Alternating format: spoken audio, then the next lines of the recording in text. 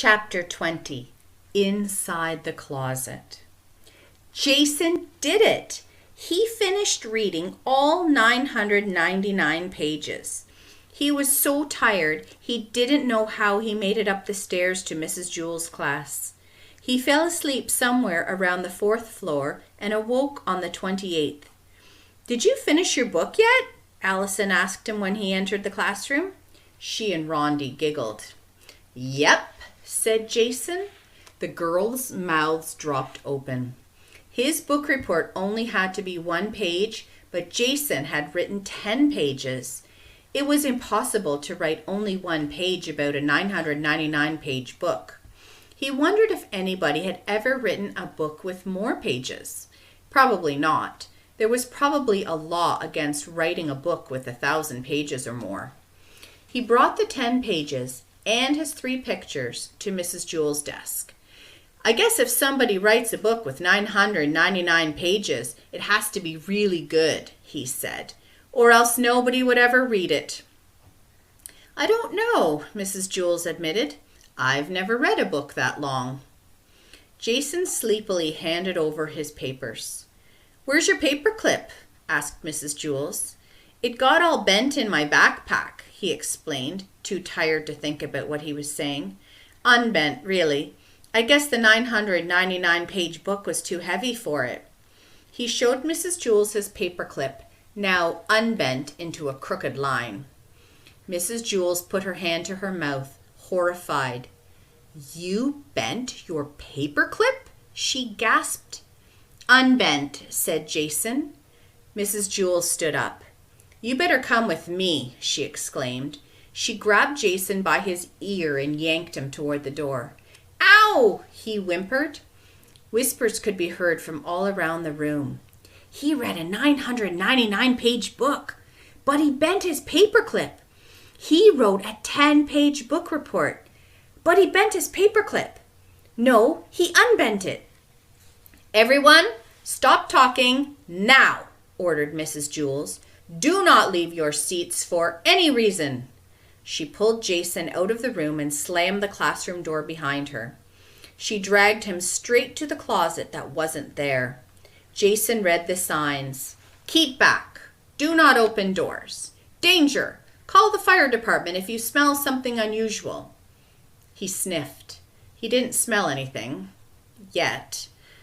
Mrs. Jewell turned the dial on the padlock as she quietly said the combination to herself. 24, 17, 6. The lock opened. "But you said it wasn't there," Jason pointed out. "Of course it's there," said Mrs. Jewell. "Hold this." She gave Jason one end of the heavy chain. He remained where he was as Mrs. Jewell took the other end and walked 4 times around the closet, unwrapping it. Then she took Jason's end from him and tossed the chain aside.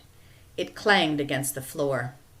A steel bar, held in place by 2 clamps, still blocked the closet doors.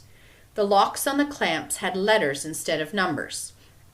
Jason watched as Mrs. Jewell set one lock to ACBD and the other lock to BDBC. The clamps snapped open. "I'm really sorry about the paperclip, Mrs. Jewell," said Jason. "It's a little late for that now, don't you think?" said his teacher.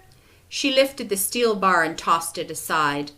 A loud clank echoed down and up the stairs. Mrs. Jewell walked down several steps.